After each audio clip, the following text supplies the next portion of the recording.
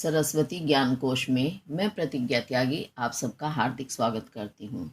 बच्चों, आज हम कक्षा 12 का रामधारी सिंह दिनकर जी द्वारा रचित अभिनव मनुष्य नामक शीर्षक पढ़ेंगे, जो कि उनकी काव्य रचना कुरुक्षेत्र से लिया गया है। कुरुक्षेत्र के भी अंतिम सर्ग से लिया गया है। अभिनव मनुष्य, जैसा कि आप नाम से भी समझ रहे होंगे, अभिनव यानी बिल्कुल नवीन, आज का जो मनुष्य है उसके विषय में उन्होंने यहाँ वर्णन किया है। इसका एक भाग हम पहले पढ़ चुके हैं, आज हम दूसरा भाग पढ़ेंगे। अगर किसी वजह से आपने पहला भाग नहीं देखा है, नहीं पढ़ा है, तो उसे अवश्य देखेंगे, क्योंकि तभी हमें आगे का बाकी का शेष भाग भी तभी समझ में आएगा। जब शुरू से हम समझते हैं तो बात की चीज भी तभी तो समझ आती है। तो इसमें रामधारी सिंह दिनकर जी, जिन्हें की राष्ट्र कवि कहा जाता था, राष्ट्र कवि की उपाधि से विभूषित किया गया था। क्यों? क्योंकि वह अपने समय के बहुत ही ओजस्वी कवि थे। उन्होंने जो भी काव्य रचना की वो राष्ट्र प्रेम की भावना से ओतप्रोत थी, राष्ट्रता की भावना, वीरता की भावना से युक्त थी। और उन्होंने अपने इस ओजस्वी काव्य के माध्यम से उस समय के जो नवयुवक थे उनके हृदय में राष्ट्र प्रेम की भावना को भर दिया था। इसी कारण वो राष्ट्र कवि कहलाए। और अपने समय के जितने भी श्रेष्ठ कवि थे, उन श्रेष्ठ कवियों में उनकी गिनती होती थी। उस समय क्या, आधुनिक कवियों में। और जैसा कि उनके नाम के साथ दिनकर लगा है, तो वो वास्तव में ही दिनकर थे। दिनकर यानी सूर्य, दिन को करने वाला। अर्थात दिन को करने वाला कौन होता है? सूर्य। यानी बिल्कुल सूर्य की वो भांति थी, वही तेजस्विता, ओजस्विता उनके अंदर थी। चलिए, तो अब हम उनका पढ़ते हैं आगे का शेष भाग। क्या कहते हैं दिनकर जी, चलिए देखते हैं। आप जैसा कि पढ़ चुके हैं, उन्होंने अभिनव मनुष्य के विषय में बताया है कि अभिनव यानी आज का मनुष्य, जिसने बहुत ज्यादा भौतिक उन्नति कर ली है। उस भौतिक उन्नति के कारण, भौतिक यानी जो सुख साधन सुविधाएं हमारे पास हैं, वो सारी भौतिक कहलाती हैं।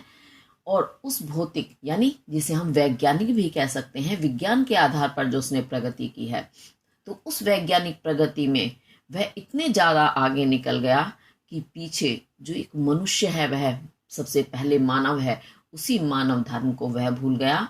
मानव प्रगति को पीछे छोड़ दिया उसने। मानवतावादी और आध्यात्मिकता के जो गुण थे या जो विकास था, वो उसका पीछे छूट गया। और इस वैज्ञानिक दौड़ में वह इतना आगे निकल गया कि अपनी वास्तविकता को भूल गया कि मैं कौन हूं। और वह वैज्ञानिक प्रगति जो उसने की, वह सिर्फ उसके लिए फायदेमंद ही नहीं रही। उसने उन्नति करते करते ये नहीं देखा कि इसमें बहुत सारा जो कुछ वह कर रहा है, वह उसके विनाश का भी कारण है। जैसे कि प्रगति करते करते उसने क्या किया, प्रकृति का अर्थ होता है स्वयं जो बनी हुई हो, उसी को ही नियंत्रित करने के लिए उसने ऐसे ऐसे औजार, ऐसे ऐसे हथियार, या ऐसे हथियार, औजार से तात्पर्य है कि ऐसे यंत्र उसने बनाए कि वह प्रकृति को ही नियंत्रित करने का प्रयास करने लगा ही नहीं, उसने किया भी। लेकिन उसका नतीजा क्या हुआ, वह स्वयं ही उसमें फंस गया। और आज आप देखते हो जो धरती पर जो ये अपने आप ही प्राकृतिक आपदाएं आती हैं, वो किस कारण आती हैं? क्योंकि मनुष्य ने इस प्रकृति से बहुत ज्यादा छेड़छाड़ की है, जिसके कारण वह इतना बड़ा मूल्य देता है, या मूल्य उसे चुकाना पड़ता है बार बार। तो इसलिए हमेशा कोई भी कार्य करें तो उसे करते हुए हमें पीछे मुड़ के भी देखना चाहिए कि हमारे पीछे तो कोई हानि नहीं हो रही है। उसने इतना विकास किया, आधुनिक मनुष्य ने, कि धरती, पृथ्वी, उसकी एक एक खोज उसने कर डाली, एक एक चीज को उसको पहचान लिया। वो सब चीजें उसके लिए आज अनजान है। ये सारी चीजें हम पीछे पढ़ चुके हैं, आगे शेष चीज पढ़ते हैं। तो चलिए देखते हैं अब इस वाले पंक्तियों में क्या कहते हैं दिनकर जी। पर धरासु परीक्षिता विश्लिष्ट स्वादहीन, यह पढ़ी पोथी न दे सकती प्रवेग नवीन। एक लघु हस्तामलक यह भूमि मंडल गोल, मानव ने पढ़ लिए सब पृष्ठ जिसके खोल। अब क्या कहते हैं दिनकर जी, पर यानी परंतु, धरा कहते हैं पृथ्वी को, सु भली प्रकार से, परीक्षित परीक्षा करना, जांचना, परखना, इता परीक्षित जिसको कर लिया गया है वह सुपरीक्षिता कहलाएगी। परंतु यह पृथ्वी कैसी है उस मनुष्य के लिए? सुपरीक्षिता, जिसकी भली प्रकार अच्छी तरह से उसने जांच परख कर ली है, जिसको परीक्षित कर लिया है। विश्लिष्ट, जिसका उसने भली प्रकार विश्लेषण कर लिया है। विश्लेषण यानी क्या इसके अंदर अच्छाई है, क्या बुराई है, इसके अंदर क्या नया है, क्या एक सामान्य चीज है। उसने हर चीज इस पृथ्वी की देख ली, जांच ली, परख ली और उसका विश्लेषण कर लिया। इस कारण आज वही पृथ्वी उसके लिए कैसी हो गई है? स्वाद विहीन। स्वाद से विहीन कहते हैं रहित, स्वाद से रहित यानी जिसमें कोई स्वाद ना हो। स्वाद तो आप जानते हैं, जब हम कोई भी चीज खाते हैं तो उसमें हमें एक स्वाद रस आता है, जिसे हम इंग्लिश में टेस्ट भी कहते हैं। परंतु जब मनुष्य ने किसी भी चीज का स्वाद एक बार ले लेता है, उसके बाद उसे उसमें कुछ नयापन नजर नहीं आता है और वह उसे स्वाद विहीन लगती है, स्वादिष्ट नहीं लगती। ऐसे ही इस मनुष्य के लिए आज पृथ्वी कैसी हो गई है? स्वाद से रहित हो गई है, अर्थात उसे उसमें कोई आनंद नहीं आता। स्वाद का मतलब होता है एक आनंद आना, जिसमें हमें एक आनंद मिले, प्रसन्नता मिले, वह स्वाद कहलाता है, या एक रस मिले। तो जिसको मनुष्य ने अच्छी तरह जांच लिया, परख लिया, अब उसे उसमें क्या नया आनंद आएगा? क्योंकि जांची हुई चीज में तो कोई आनंद नया आता ही नहीं है, नया आनंद नहीं आता। क्योंकि होता भी है, अब आप खुद देखिएगा, जैसे आपको पहली बार कोई नई पोशाक मिलती है, नए कपड़े मिलते हैं, तो आप जब उन्हें पहली बार पहनते हैं तो एक बड़ा ही अलग सा आनंद आता है, अच्छा महसूस होता है। लेकिन फिर दोबारा जब वही कपड़े पहनने लगो तो लगेगा अरे तो हम पहन चुके, ये पुराने हैं, तो उसमें वह आनंद नहीं आता। वही स्थिति इस समय मनुष्य की पृथ्वी के प्रति है। यह पढ़ी पोथी, और यह यानी यह पृथ्वी जो है, ये धरती जो है कैसी है? पढ़ी हुई, जिसे पढ़ लिया है। पोथी कहते हैं पुस्तक। ये पृथ्वी मनुष्य के लिए एक पढ़ी हुई पुस्तक की तरह है। जैसे एक पुस्तक को हम एक बार पढ़ लेते हैं, दोबारा पढ़ने में उसे हमें आनंद नहीं आता, न दे सकती। और ये पृथ्वी पढ़ी हुई है, पढ़ने से मतलब ये कि वो किताब कॉपी नहीं है, यानी उसके विषय में उसने एक एक रहस्य जान लिया है पृथ्वी के बारे में। इस कारण वह पृथ्वी अब उसे न दे सकती, यानी नहीं दे सकती। क्या? प्रवेग। प्रवेग कहते हैं वेग, तीव्रता। प्र विशेष, विशेष तीव्रता यानी विशेष उत्साह, नवीन, नया। तो अब यह पढ़ी हुई पुस्तक के समान ये पृथ्वी अब उस मनुष्य को नया उत्साह या नया कुछ जानने का प्रवेग नहीं दे पाएगी। एक लघु हस्तामलक, और आज ये पृथ्वी कैसी हो गई है उसके लिए? एक लघु कहते हैं छोटा, हस्त आमलक इसे विच्छेद करेंगे तो हस्त जमा अमलक, तो हस्त कहते हैं हाथ, अमलक कहते हैं आंवला। तो आज ये पृथ्वी जो है हाथ पर रखे हुए एक लघु छोटे अमलक आंवले की भांति यह पृथ्वी जो है भूमि मंडल, भूमि का जो ये मंडल है, मंडल यानी गोलाकार, गोल पृथ्वी का जो ये मंडल है, आकार है, यह आज उस मनुष्य के लिए कैसा हो गया है? एक लघु हस्तामलक, एक छोटा हाथ पर रखे हुए आंवले की भांति हो गया है। आंवला तो आप जानते हैं गोल होता है और छोटा सा होता है, गोल मटोल सा। तो ऐसे ही पृथ्वी भी गोल आकार है, आप सब जानते हैं इस पृथ्वी का आकार गोल है। तो वह पृथ्वी आज उस मनुष्य के लिए कैसी हो गई है? हाथ पर रखे हुए छोटे से आंवले की भांति हो गई है, जिसको देखना, जांचना, परखना उसके लिए बहुत सरल है। बहुत आसानी से हम हथेली पर रखी हुई चीज को देख सकते हैं। ऐसे ही ये पृथ्वी आज मनुष्य को प्रतीत होती है, क्योंकि उसकी एक एक रहस्य को वह अच्छी तरह जान चुका है। उसके अंदर उसे ना कोई बड़प्पन, कोई नई चीज कुछ नजर नहीं आता। मानव ने पढ़ लिए सब पृष्ठ जिसके खोल, तो मानवों ने यानी मनुष्यों ने पढ़ लिए हैं सब पृष्ठ, सब यानी सारे, पृष्ठ पन्ने, पेज, तो सारे ही पृष्ठ, सारे ही पन्ने जिसके यानी उस जो पृथ्वी रूपी पुस्तक है उसके सारे पन्नों को खोल करके वह पढ़ चुका है। इसलिए उस मनुष्य को आज इस पृथ्वी के अंदर कोई भी नयापन नजर नहीं आता, उसे कुछ भी नवीनता दिखाई नहीं देती। और जब जिस चीज में नवीनता ना दिखाई दे तो वो कैसी हो जाती है, आनंद रहित हो जाती है, स्वाद विहीन हो जाती है, उसमें हमें कोई आनंद नहीं आता। अच्छा, आपने देखा होगा या आप अपनी जिज्ञासा से भी समझ सकते हैं, हमारे सामने जब कोई नई चीज होती है तो वो बड़ा ही उत्साह जागृत करते हैं, पता नहीं इसमें क्या है। मान लिया घर में ही कोई उपहार आया है और वह बंद हुआ रखा है, तो हमें नजर घर में बहुत सारा सामान है उस पर नहीं जाएगी, क्यों, वो हमारा देखा परखा जाना पहचाना है। लेकिन एक नई चीज घर में जब वो रखी दिखाई देगी तो उसी पर नजर जाएगी। तभी हम पूछते हैं बाहर से आते कि ये क्या है, ये कहाँ से आया, इसमें क्या है, कैसा है। जब तक हम उसे खोल कर नहीं देख लेते तब तक हमारी जिज्ञासा शांत नहीं होती। तो इसमें भी कवि यही बताने का प्रयास कर रहे हैं कि मानव इतना जिज्ञासु प्राणी है कि उसे हर समय नया कुछ जानने के लिए चाहिए ही होता है, और जिसे वह जान चुका है उसे उसमें कोई भी आनंद नहीं आता है। छोटा बच्चा है, आप उसके सामने कोई चीज रख दो और आपको पता है कि वो गर्म है या उसके लिए हानिकारक है, बस एक बार कह दो कि बेटा इसे नहीं छूना, तो बच्चे की जिज्ञासा क्या होती है, उसी को मैं देखूं उसमें क्या है, क्योंकि मुझे मना किया गया। और मना करने के बाद भी वो जैसे ही उसे अवसर मिलता है जाकर के उसे पकड़ लेता है, उठा लेता है। अब भले ही उससे बाद में उसे नुकसान हो जाए, लेकिन उस समय तक उसकी जिज्ञासा शांत नहीं होती जब तक वह उसे छू करके नहीं देख लेता। ये इसमें कवि ने बताने का प्रयास किया है। आपको समझ आया होगा, मैंने शब्दार्थ और भावार्थ दोनों एक साथ बताने का प्रयास किया है। अगर किसी वजह से कोई भी चीज आपको समझ नहीं आती है तो आप कमेंट अवश्य करें और पूछें, ठीक है। अब इसके हम काव्य सौंदर्य के तत्व देखेंगे।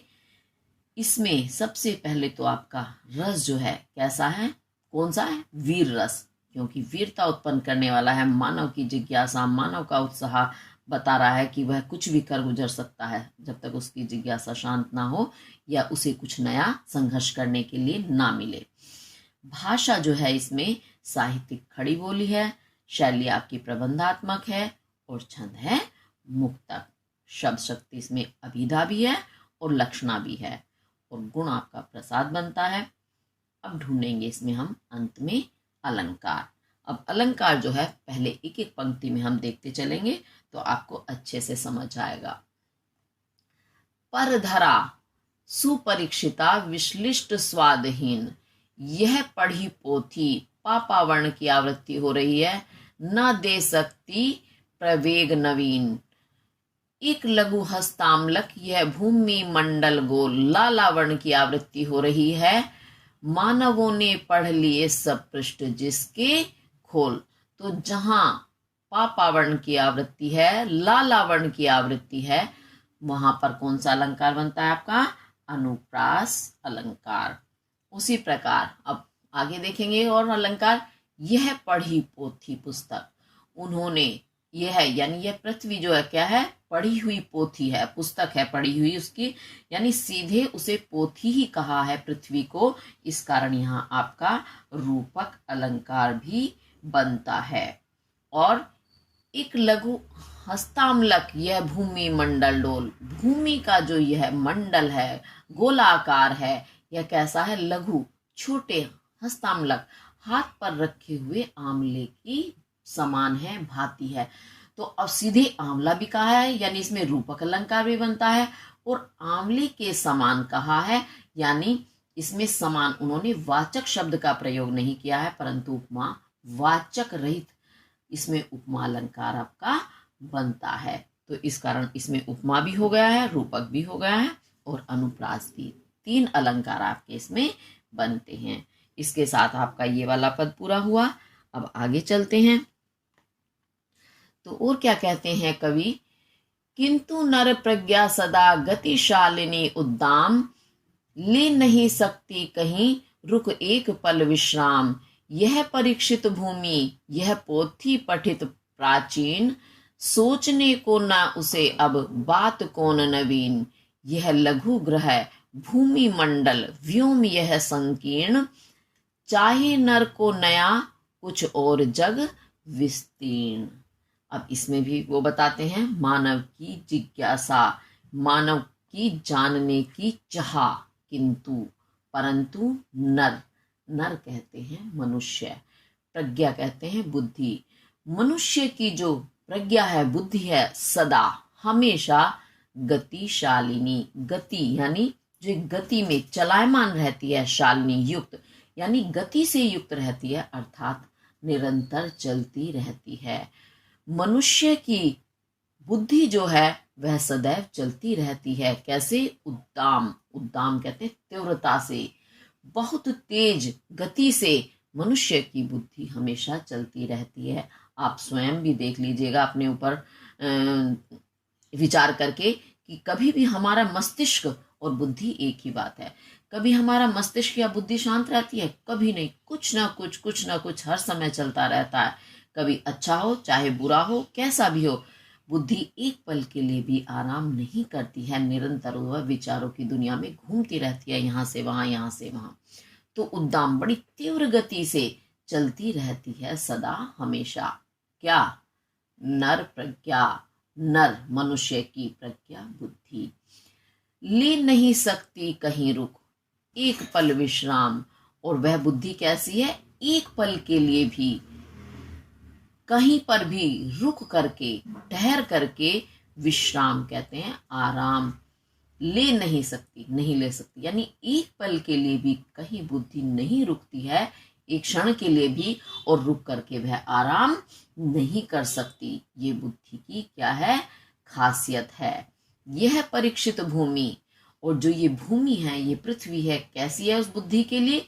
परीक्षित, जिसकी उसने भली प्रकार परीक्षा ले ली है। परीक्षा लेकर क्या होता है? परीक्षा लेने वाले शिक्षक को पता चल जाता है कि मेरे इस विद्यार्थी के अंदर ये गुण हैं, ये गुण नहीं है, या ये चीज है, ये नहीं, उसके विषय में वह सब कुछ जान जाता है। ऐसे ही इस मनुष्य ने भी, मनुष्य की बुद्धि ने इस पृथ्वी की भली प्रकार परीक्षा ले ली है, इसलिए वो परीक्षित, जिसकी ले ली जाए परीक्षा, वह परीक्षित कहलाता है। यह पोथी पठित, और यह पृथ्वी जो है कैसी है? पोथी, पुस्तक है, पुस्तक भी कैसी है? पठित, पढ़ी हुई।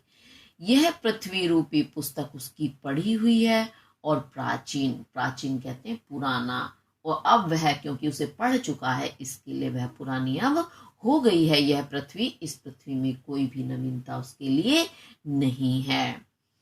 सोचने को दे उसे अब कौन बात नवीन, और अब जो ये पृथ्वी है, क्योंकि वो पुरानी हो गई है उसके लिए, इसलिए बात कौन, अब कौन सी बात है नवीन, नई, वह अब कौन सी नई बात है जो उसे यानी उस मनुष्य को सोचने को, वह सोचने के लिए, विचार करने के लिए दे।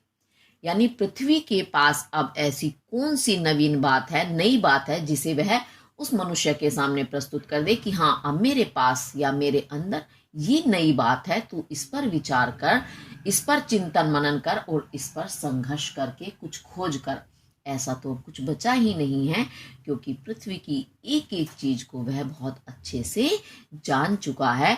अब उसके लिए कोई नई चीज पृथ्वी पर या पृथ्वी के अंदर नहीं है जानने के लिए। यह लघु ग्रह है, क्योंकि जिस चीज को हम जान जाते हैं तो वो कैसी लगती है हमें? लघु, छोटी, एक छोटी सी चीज लगती है। जब तक नहीं जानते तब तक हमें वो बहुत बड़ा रूप लगता है, लेकिन जब उसे हम जान जाते हैं तो वही चीज हमारे लिए छोटी हो जाती है। अब ऐसे ही आप देखो, जब आप लोग पढ़ते हो तो शुरू में जब पढ़ना शुरू करते हो, आपको वही पाठ बहुत कठिन लगता है, क्योंकि आपने नहीं पढ़ा है। लेकिन जब उसे पढ़ लेते हो, पढ़ने के बाद अगर आपने मस्तिष्क से विचार करके, ध्यान लगा करके पढ़ा है, तो अब उसमें आपको कोई कठिनता नजर नहीं आती, वही चीज आपको छोटी लगने लग जाती है।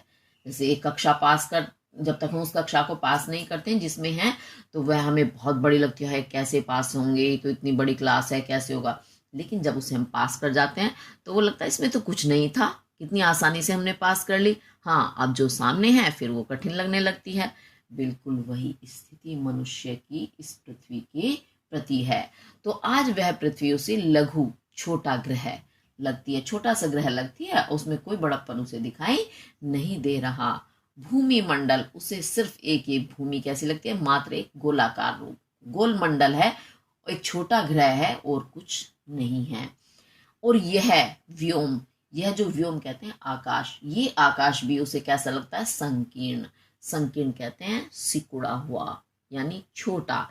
आकाश में भी उसे कोई विस्तार बड़प्पन दिखाई नहीं देता, क्योंकि जैसे उसने पृथ्वी के बारे में जाना है वैसे ही वह बहुत कुछ आकाश के बारे में भी जान चुका है, इसीलिए उसे आकाश आज इतना विस्तृत विशाल नहीं लगता, वह भी उसे संकीर्ण अर्थात सिकुड़ा हुआ, सिकुड़ना यानी छोटा रूप लगता है। आकाश में भी कोई बड़प्पन उसके लिए नहीं है। चाहिए नर को नया, नर मनुष्य को नया कुछ। अब वो आकाश भी पुराना हो गया और पृथ्वी भी, दोनों चीजें पुरानी भी हो गई हैं और कैसी हो गई हैं, छोटी भी हो गई हैं, इसलिए अब उसे कुछ नया चाहिए।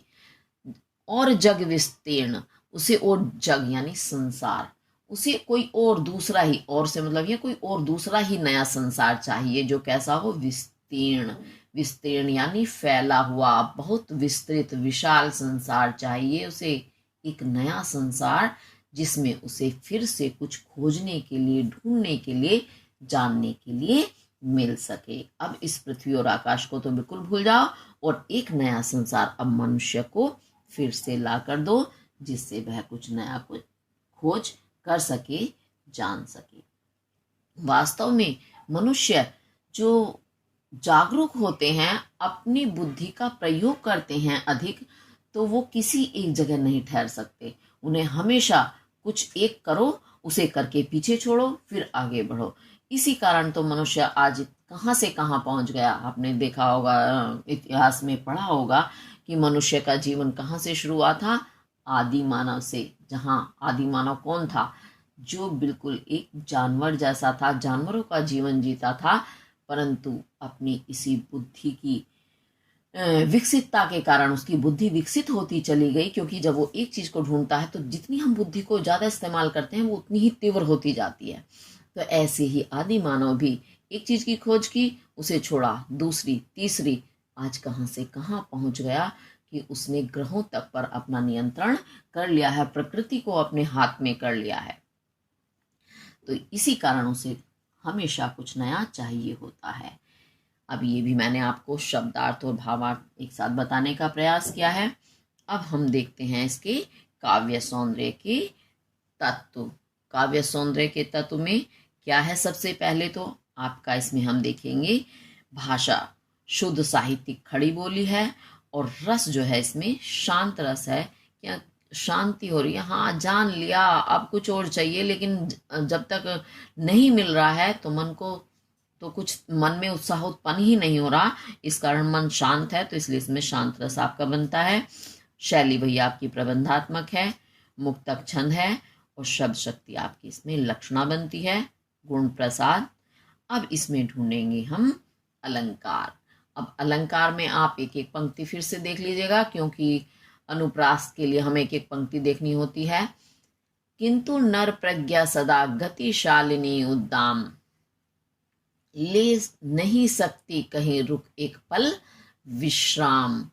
और यह परीक्षित भूमि, यह पोथी पठित प्राचीन, पा वर्ण की आवृत्ति हो रही है। तो जहां एक वर्ण की आवृत्ति होती है, कौन सा अलंकार बनता है, अनुप्रास अलंकार। अब ये ना हम हर पद्य में, हर पंक्ति में देखते हैं, और बहुत टाइम से आप ये पढ़ते आ रहे हैं अलंकार। इसी तरह हम एक एक पंक्ति में ढूंढते हैं, तो आपको बिल्कुल रट जाने चाहिए, इतनी पहचान हो जानी चाहिए कि आंख बंद करके आप अलंकार ढूंढ सकें। सोचने को दे उसे अब बात कौन नवीन, यह लघु ग्रह भूमि मंडल व्योम यह संकीर्ण। और भूमि मंडल व्योम मामा वर्ण की आवृत्ति हो रही है।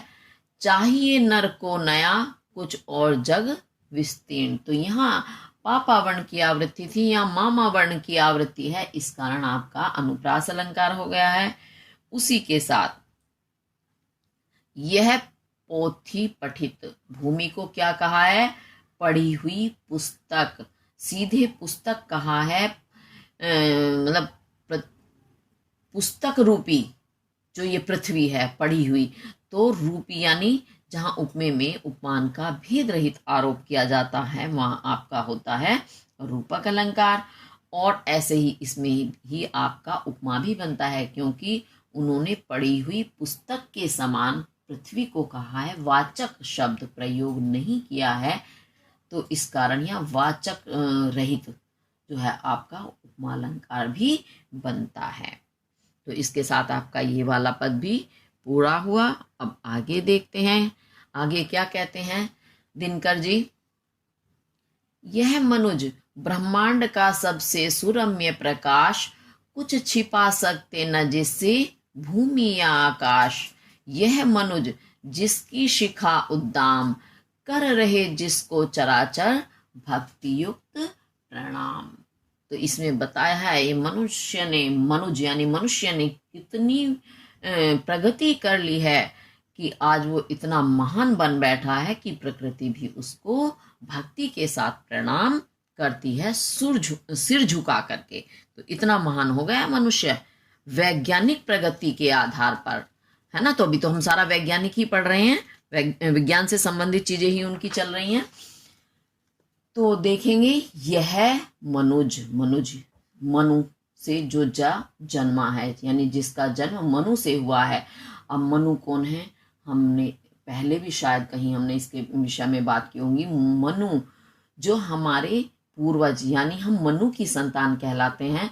इस पृथ्वी पर जब ये सृष्टि आगे बढ़ी तो उनमें मनु थे और श्रद्धा, ये आपकी ही पुस्तक में चैप्टर आया है श्रद्धा मनु, तो हम उनकी संतान कहलाते हैं। तो इसलिए मनुष्य को मनुज भी कहते हैं, मनु से जो जन्मा है। तो यह मनुष्य ब्रह्मांड यानी संसार का, विश्व का, पृथ्वी, आकाश, ब्रह्मांड में सारी चीजें आ जाती हैं। तो इस ब्रह्मांड का, इस सृष्टि का सबसे सुरम्य, सु कहते हैं विशेष, रम्य रमणीय, विशेष रूप से रमणीय यानी बहुत ही सुंदर। प्रकाश क्या होता है, रोशनी, यानी रोशनी कैसी मानी जाती है, ज्ञान में, यानी ज्ञान का प्रकाश। तो यह मनुष्य जो कैसा है, इस संसार का सबसे सुंदर ज्ञान का प्रकाश है, ज्ञान का भंडार है।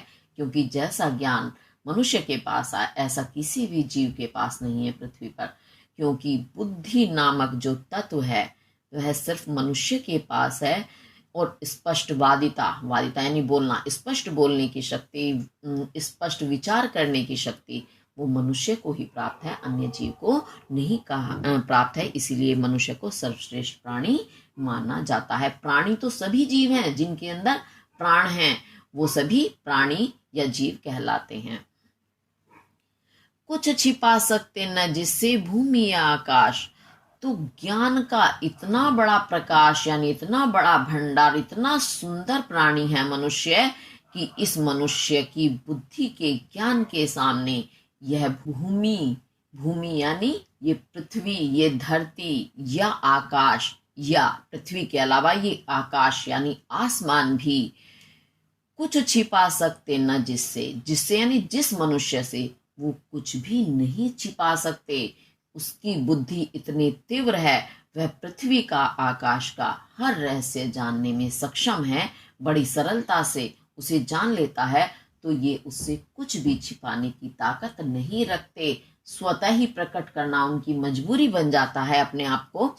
यह मनुज और यह मनु की संतान जो है मनुष्य, जिसकी शिखा उद्दाम, जिसकी शिखा कहते हैं लो समझते हैं, दीपक जल रहा है तो वो दीपक जलता जो उसके ऊपर वाली जो किनारा होता है जिसे लो कहते हैं, आपने सुना होगा, वह शिखा, यानी उसकी बुद्धि की जो शिखा है, लो है या प्रकाश जो कैसा है, बड़ा ही उद्दाम है, तीव्र है।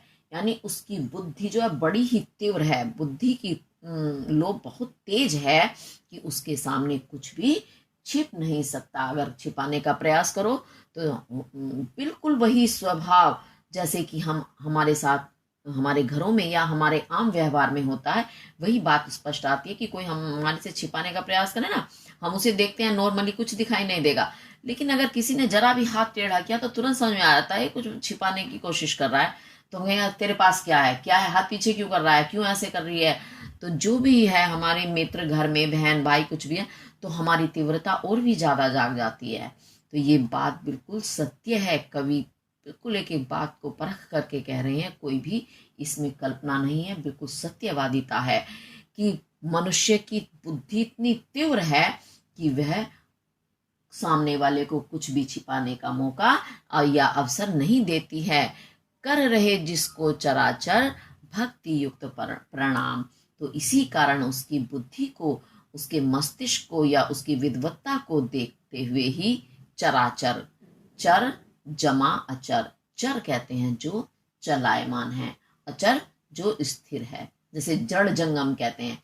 जो पृथ्वी पर दो तरह की चीजें हैं, एक तो है चलायमान यानी जिनमें गति है अर्थात चलने वाले, वो कौन है? जीव है, प्राणी है। और अचर जो स्थिर रहते हैं, उनके अंदर की स्थिति भी मनुष्य स्वयं जानने की ताकत रखता है। तो पृथ्वी पर स्थिर और अस्थिर दोनों ही प्रकार की जो चीजें हैं वो बड़ी भक्ति युक्त, भक्ति के साथ, क्योंकि उसे पता है मनुष्य की महानता, इस कारण वह उनके प्रति भक्ति की भावना रखते हैं।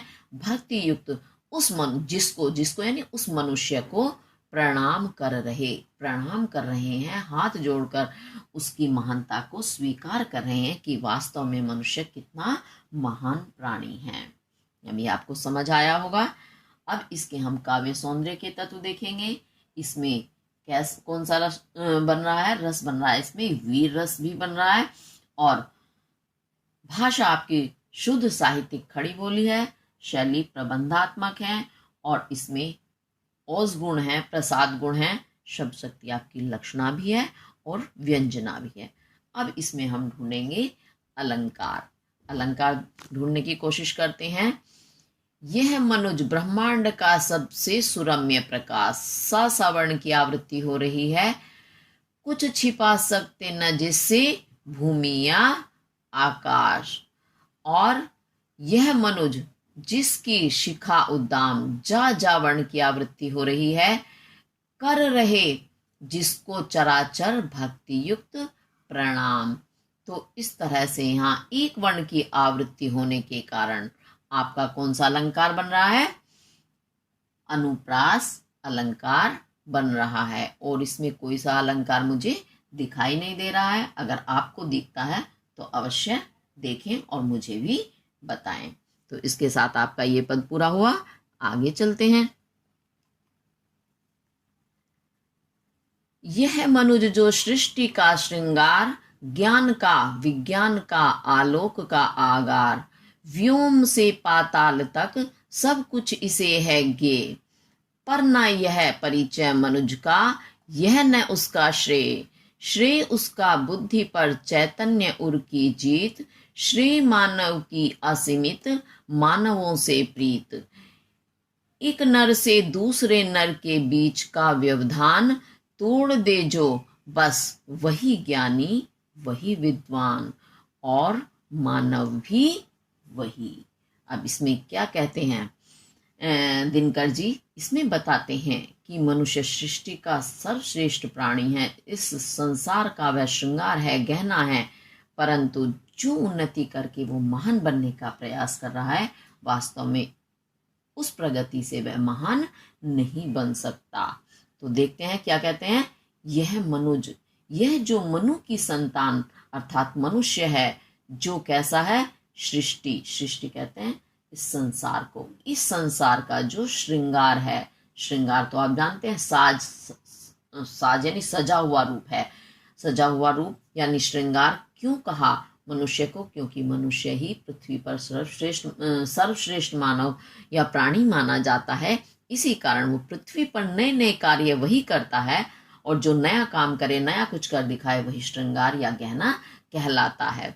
तो यह मनुष्य इस संसार का श्रृंगार है, सजा संवरा रूप है। ज्ञान का, ज्ञान आप जानते हैं, विज्ञान का, और वी उपसर्ग लगा हुआ है जिसका अर्थ होता है विशेष ज्ञान।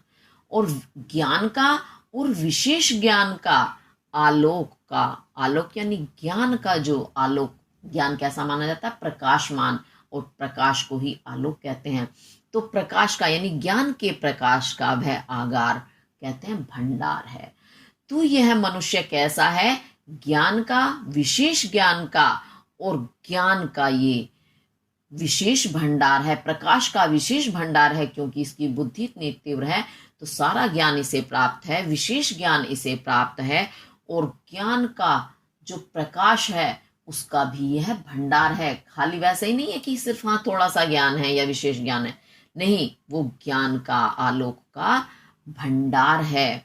व्योम से पाताल तक, व्योम कहते हैं आकाश, आकाश से पाताल माना जाता है पृथ्वी के नीचे वाला। 3 लोक माने जाते हैं, कौन कौन से? स्वर्गलोक, पृथ्वीलोक, पाताल लोक। तो स्वर्ग पृथ्वी से ऊपर माना जाता है और पाताल पृथ्वी से नीचे माना जाता है। तो आकाश से पाताल तक यानी तीनों लोकों तक सब कुछ इसे है गे, इसे तो तीनों लोकों का सब कुछ रहस्य इसे ये कहते हैं जानना हुआ। इसका जाना हुआ है, एक एक वस्तु का ज्ञान इसे है, एक एक ज्ञान को इसने प्राप्त कर रखा है, चाहे वो पृथ्वी का हो, चाहे आकाश का हो, चाहे पाताल का।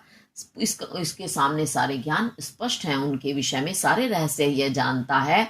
पर यानी परंतु ना यह परिचय मनुज का, परंतु मनुष्य का, मनु की उस संतान का ये परिचय नहीं हो सकता कि वो इतना ज्ञानी है कि वो पृथ्वी, आकाश, पाताल सबके बारे में सब कुछ जानता है, सारा ज्ञान उसके पास है उनके विषय में। यह न उसका श्रेय, और इस ज्ञान को प्राप्त करके न ही यह उसका श्रेय, कहते हैं श्रेष्ठता, उसका कल्याण, उसका मंगल है। यानी इन चीजों के रहस्य को जान लेना, उनके विषय में ज्ञान प्राप्त कर लेना ही ना उसकी श्रेष्ठता है, ना महानता है, ना उसमें उसका मंगल या कल्याण है। श्रेय उसका बुद्धि पर, चैतन्य उर की जीत। तो मनुष्य के श्रेय यानी श्रेष्ठता उसका कहा है यहाँ, उसका सर्वनाम किसके लिए आया? मनुष्य के लिए।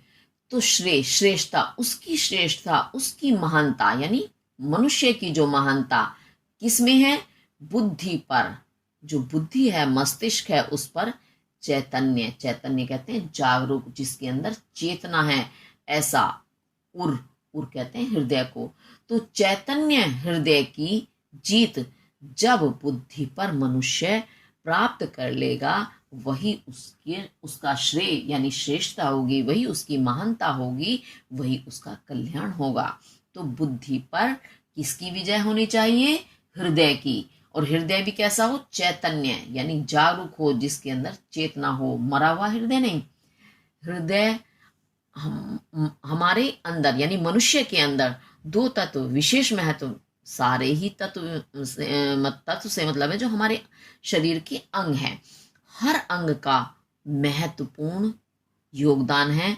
आप जानते हैं कि एक भी अंग में या एक भी तत्व में कोई भी दिक्कत आ जाए तो मनुष्य स्वस्थ नहीं रह सकता, सही से जिंदा नहीं रह सकता, मृत्यु तक हो जाती है। परंतु यहाँ जो विशेष तत्व है प्रगति करने में सहायता करने वाले, उन 2 के बारे में बताया है। एक तो है बुद्धि, जिसे हम मस्तिष्क भी कहते हैं, और एक उर यानी हृदय। हृदय दोनों अलग अलग कार्य करते हैं। बुद्धि जो कैसा काम करती है, हमें हमेशा कुछ करने का, कुछ आगे बढ़ने की प्रेरणा देती है, कुछ करने के लिए बाध्य करती है। और हृदय के अंदर क्या होता है? भावनाएं होती हैं, कोमलता होती है। हृदय कोमल भावनाओं से युक्त होता है। तो जिसके हृदय में कोमल भावनाएं होती हैं वही हृदय माना जाता है। आपने पढ़ा होगा ना, वह हृदय नहीं जिसमें बहती रसधार नहीं। तो रसधार क्या है? रस यानी वही चैतन्यता, वही कोमलता। तो कठोर हृदय, पत्थर हृदय बोलते हैं ना, इसका हृदय बड़ा कोमल है, बड़ा पत्थर हृदय है, क्योंकि जब अंदर कोमल भावनाएं नहीं है, किसी के प्रति दया, प्रेम की भावना, परोपकार की भावना नहीं है, तो वो हृदय नहीं माना जाता।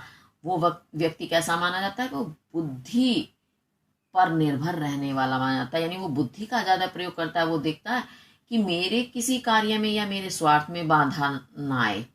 जब ऐसा कोई व्यक्ति सोचता है तो वह बुद्धि के अनुसार चलता है, बुद्धि पर निर्भर होता है। और जो व्यक्ति सोचता है अरे इस व्यक्ति को मेरी सहायता की जरूरत है, तो वह अपना काम भी बिगाड़ लेता है, उसकी सहायता अवश्य करता है।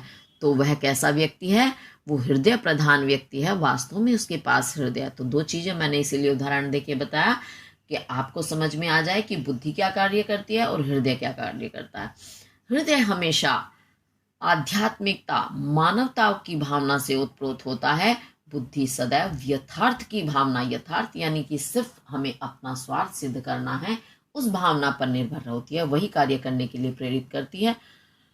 तो खाली बुद्धि की जीत ही जीत नहीं मानी जाती। मनुष्य सर्वश्रेष्ठ प्राणी है, बार बार यही बात आ रही है। तो इसका मतलब यह है कि वह ऐसा प्राणी है, उसे अपने साथ साथ दूसरों का भी भला करना है, तभी वह मानव है। वरना अन्य जीव भी हैं पृथ्वी पर, जिन्हें हम जानवर, पशु पक्षी के नाम से जानते हैं। भोजन करके जीवन वो भी गुजारते हैं, उनके अंदर भी प्राण हैं, इसलिए वे प्राणी या जीव कहलाते हैं, क्योंकि प्राणों को जीव भी कहते हैं। तो वो भी जीवन जीते हैं, अपनी आयु पूरी करके इस पृथ्वी से जाते हैं, परंतु इसी कारण वो श्रेष्ठ नहीं कहलाते, क्योंकि ना तो उन्हें हृदय का पता है, ना ही बुद्धि का पता है। ये दोनों तत्व जो है मनुष्य के पास हैं। तो बुद्धि का हमें विकास तो करना है, लेकिन हृदय को भी प्रयोग करते हुए करना है। यानी ऐसा ना हो जाए हम स्वार्थ में दूसरों को हानि पहुंचा दें। आज का समय ऐसा ही है, इसीलिए अभिनव मनुष्य यानी आज का मनुष्य, इसको शीर्षक नाम दिया है कवि ने, इसी कारण क्योंकि आज का मनुष्य स्वार्थी हो गया, क्योंकि बुद्धि परक है, वो सिर्फ बुद्धि के आधार पर चलता है। इसी कारण बुद्धि की उन्नति उसने कर ली, लेकिन जो असली उन्नति थी आध्यात्मिकता की, मानवता की, वह नहीं की, क्योंकि हृदय का तो उसने प्रयोग किया ही नहीं, चैतन्य हृदय का प्रयोग नहीं किया। तो मनुष्य जो स्वार्थी होते हैं वो बुद्धि परक होते हैं, और जो परार्थी यानी दूसरों का भला करने वाले होते हैं वो कैसे होते हैं? हृदय परक होते हैं। श्री मानव की असीमित मानवों से प्रीत। तो क्या बताते हैं कवि की? श्रेष्ठ मनुष्य वही है जिसने चैतन्य हृदय के द्वारा अपनी बुद्धि पर जीत हासिल की है, वही श्रेष्ठ है, वही महान है। और मानव की जो श्रेष्ठता है वो क्या है कि असीमित, सीमा जिसकी ना हो, यानी असीमित, असंख्य। इस पृथ्वी पर कितने मानव हैं जिनकी हम संख्या नहीं गिन सकते, सही रूप में नहीं जान सकते। तो असीमित यानी असंख्य मानवों, मनुष्यों से जिसकी प्रीत प्रेम होता है, वही मानव श्रेष्ठ होता है। वही मानव की श्रेष्ठता है जो इस विश्व में, सिर्फ अपने देश में नहीं बल्कि पूरे संसार में जो असंख्य मनुष्य हैं उनसे प्रीति करे, प्रेम करे, यानी हर मनुष्य को वह अपना समझे और उसके दुख सुख में सहभागी हो, वही मनुष्य की श्रेष्ठता है। एक नर से दूसरे नर के बीच का व्यवधान। तो एक नर से यानी नर मनुष्य, एक मनुष्य से दूसरे के, जो दूसरा मनुष्य यानी एक के बाद जब दूसरा मनुष्य, उसके बीच का व्यवधान कहते हैं बाधा। जो बाधा है, बीच में कोई समस्या है, जब एक मनुष्य से दूसरे मनुष्य के बीच में व्यवधान आ जाता है, बाधा आ जाती है, यानी टकराव होता है, निश्चित है। बुद्धिजीवी प्राणी है तो टकराव होना एक निश्चित बात है। तो उनके बीच के व्यवधान को तोड़ दे, जो मनुष्य तोड़ दे, यानी उनके बीच में जो समस्या है उसे समाप्त कर दे, उनके मन में जो भ्रम है उसे समाप्त करके उन्हें एक कर दे। तोड़ने का क्या तात्पर्य है? तोड़ना कोई बाधा ऐसी तो है नहीं है, हाथ से पकड़ी हमने तोड़ दी, यानी उनके बीच में जो क्या कहना चाहिए, विचारों का मतभेद है, उस विचारों के मतभेद को, वही व्यवधान है, उसे समाप्त कर दे और उन्हें एक कर दे। बस वही ज्ञानी, मेरी दृष्टि में बस एकमात्र वही ज्ञानी व्यक्ति है, ज्ञानवान है, बुद्धिमान है, वही विद्वान। और मेरी नजर में, मेरी दृष्टि में वही व्यक्ति विद्वान है जो दो मनुष्यों को एक कर दे, उनके बीच का अंतर समाप्त कर दे, उन्हें एकाकार कर दे। और मानव भी वही, और क्या कहते हैं कवि की, मेरी दृष्टि में वही मानव है जो मनुष्यों के बीच की दूरी को या मतभेद को समाप्त करके उन्हें एक कर दे, मिला दे। ये नहीं कि उन्हें आपस में भिड़ाना कि नहीं मैं महान हूं। आज के समय में यही हो रहा है कि सिर्फ मैं की भावना चल रही है, बस मेरा स्वार्थ पूरा होना चाहिए, मैं ही महान हूं।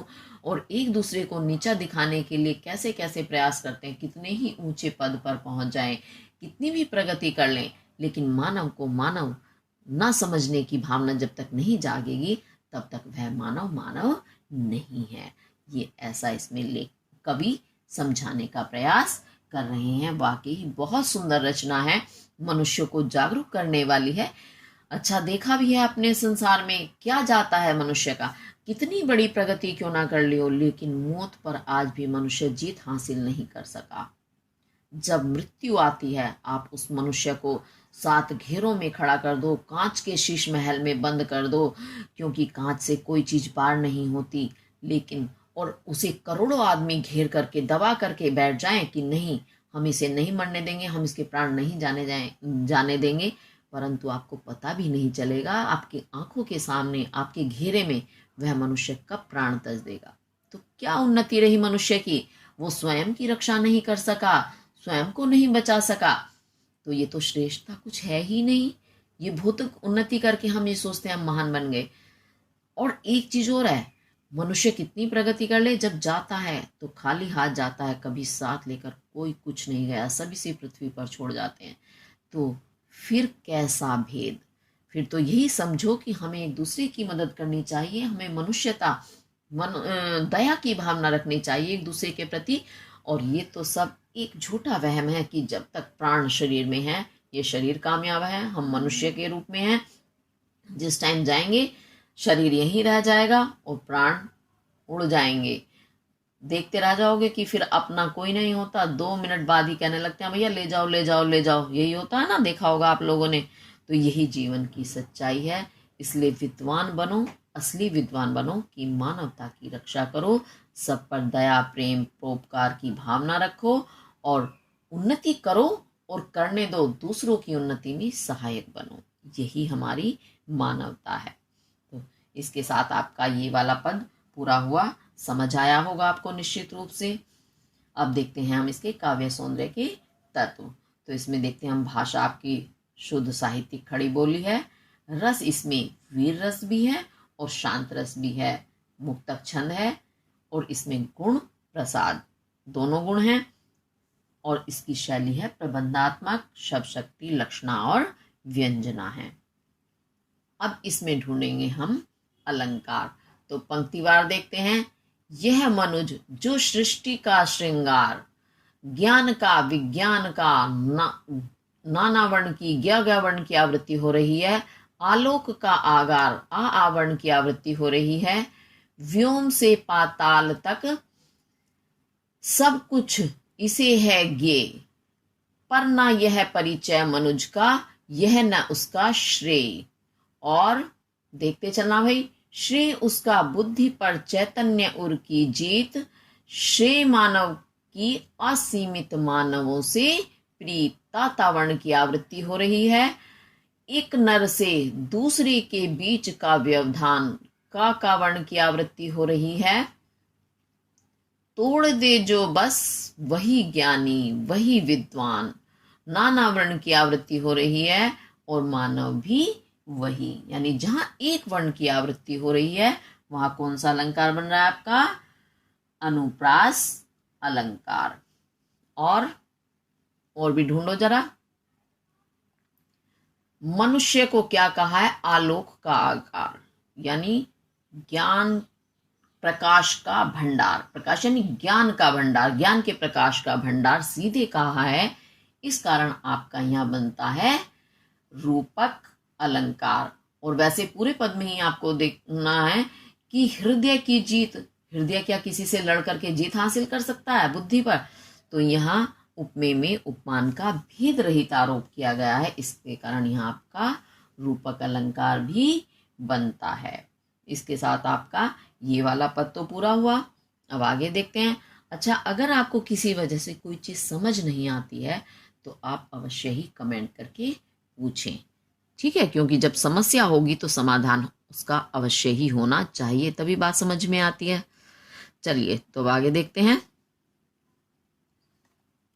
और क्या कहते हैं कवि, सावधान मनुष्य, यदि विज्ञान है तलवार तो इसे दे फेंक, तज कर मोह स्मृति के पार, हो चुका है सिद्ध तू शिशु अभी अज्ञान, फूल कांटों की तुझे कुछ भी नहीं पहचान, खेल सकता तू नहीं ले हाथ में तलवार, काट लेगा अंग तीखी है बड़ी है धार।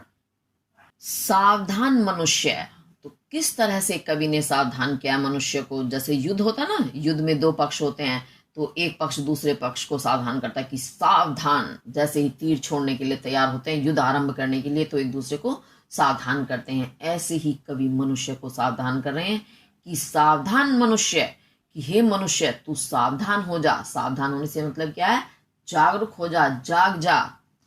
यदि विज्ञान है तलवार, यदि यह विज्ञान जो तुम्हारा वैज्ञानिक प्रगति है, वो विज्ञान रूपी जो तलवार है, यदि तुम्हें समझ आ रहा है कि ये विज्ञान एक तलवार की भांति है। तलवार क्या होती है? युद्ध में मार काट का काम करती है। कहीं भी तुम तलवार का प्रयोग करो तो क्या करेगी? वो मारने काटने का काम करेगी, हमेशा क्षति पहुंचाएगी। तो यदि तुम्हें समझ आ रहा है कि ये विज्ञान जो है तुम्हारा विशेष ज्ञान, भौतिक ज्ञान या वैज्ञानिक प्रगति जो है तुम्हारी, ये वैज्ञानिक प्रगति रूपी जो तलवार, यदि तुम्हें समझ आ रहा है यह एक तलवार की भांति कार्य कर रही है, तो इसे दे फेंक। तो हे मनुष्य, तू इस विज्ञान रूपी तलवार को फेंक दे, इसे छोड़ दे इसी समय। तज कर मोह, कैसे फेंक? मोह यानी इसके प्रति जो तुम्हारी प्रेम भावना है, इस वैज्ञानिक प्रगति के प्रति, इसे तज कर, त्याग करके, इसका मोह छोड़ करके, इसका प्रति प्रेम भावना छोड़ दे और इसे तू फेंक दे। कहाँ फेंक दे? स्मृति के पार। स्मृति कहते हैं याद, अपनी यादों के पार, यानी कभी तुम्हें जीवन में भी ये याद ना आए, इतनी दूर इसको फेंक कि कभी तुझे हानि फिर ना पहुंचा सके, तू इसे याद भी ना कर सके। क्यों कहा कवि ने ऐसा? क्योंकि आप देखते हैं कि मनुष्य ने जो ये प्रगति की है, वैज्ञानिक प्रगति, इस वैज्ञानिक प्रगति में उसने बहुत सारी चीजें लाभदायक बनाई हैं जो हमें आराम देती हैं।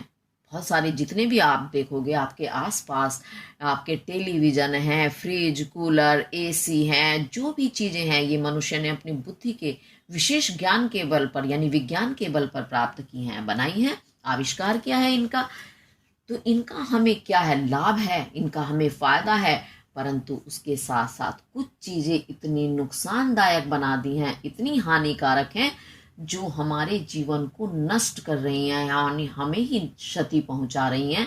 तो जो हमें क्षति यानी नुकसान पहुंचाए, क्या वो चीज हमें रखनी चाहिए अपने पास? बिल्कुल नहीं रखनी चाहिए।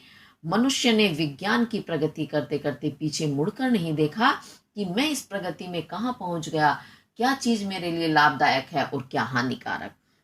तो उसने दोनों ही चीजों का आविष्कार कर लिया और आज वो इतनी नुकसानदायक हो गई हैं। आपने सुना होगा, एक देश दूसरे देश को अधिकतर यही धमकी देते रहते हैं, परमाणु बम। ये परमाणु बम किससे बना? वैज्ञानिक आविष्कार है, ये विज्ञान से बना है, मनुष्य की विशेष बुद्धि से बना है।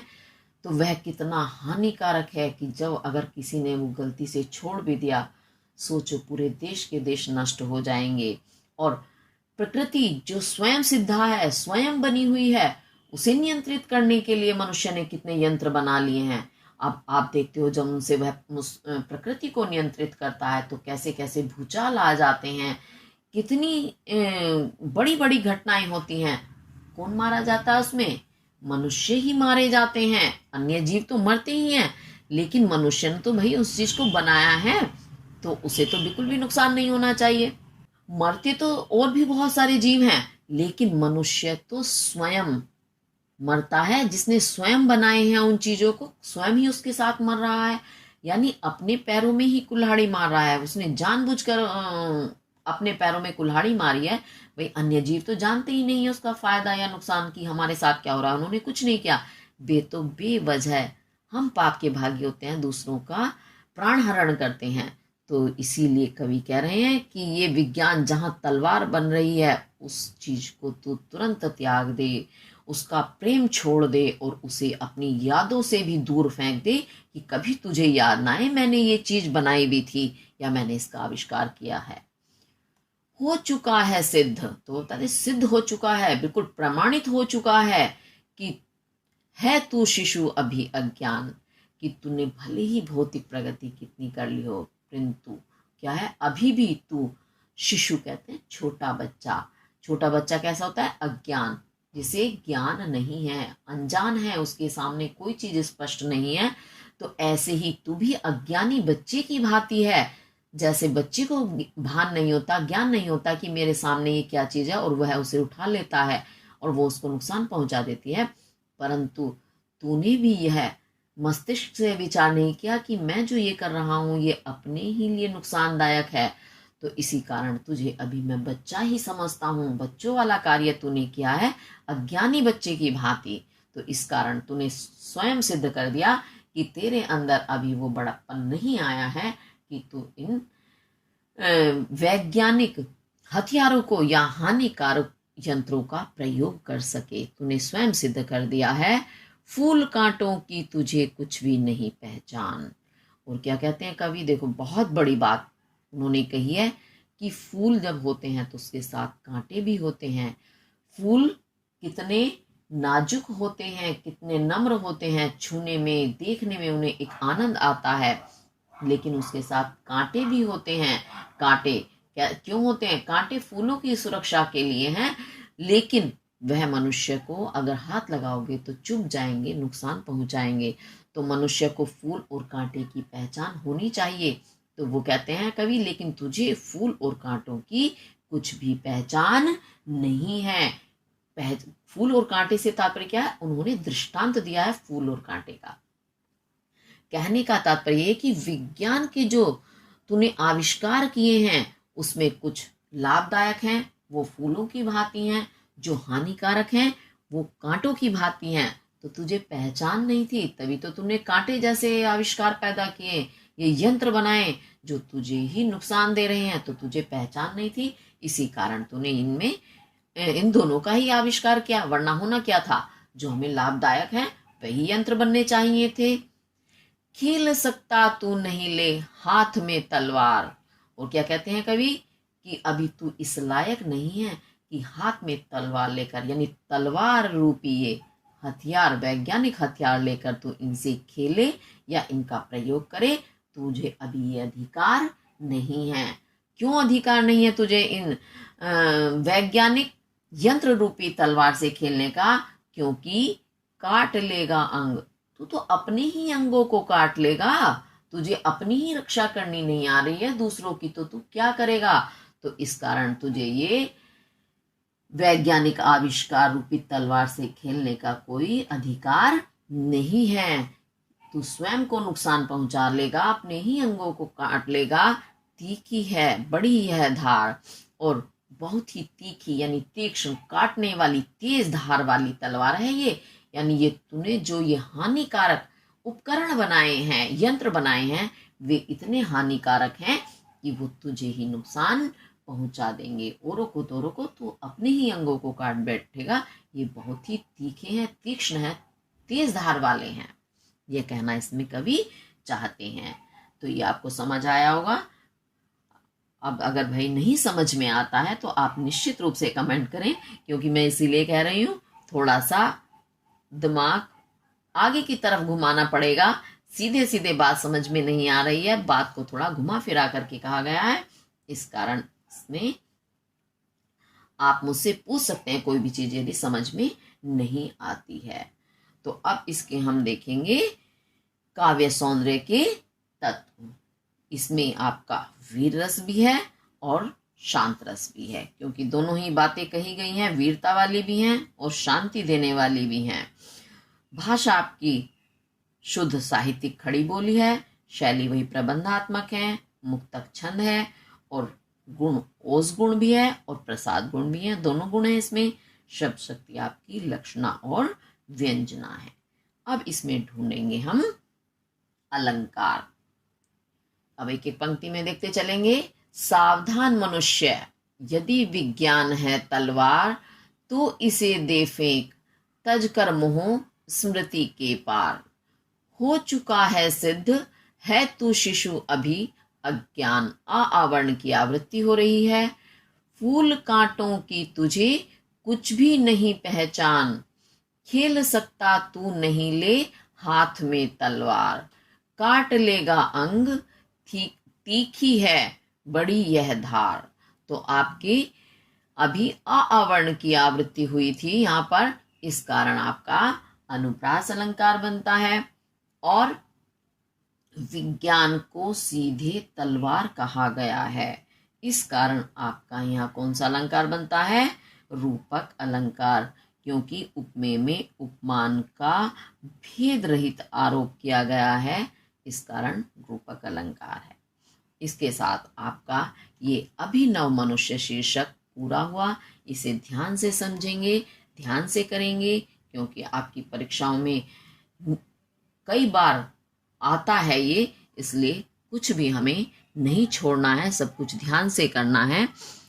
और यदि आपको मेरी वीडियो अच्छी लगती है, पसंद आती है, तो लाइक, शेयर और सब्सक्राइब जरूर करें। इसी के साथ धन्यवाद।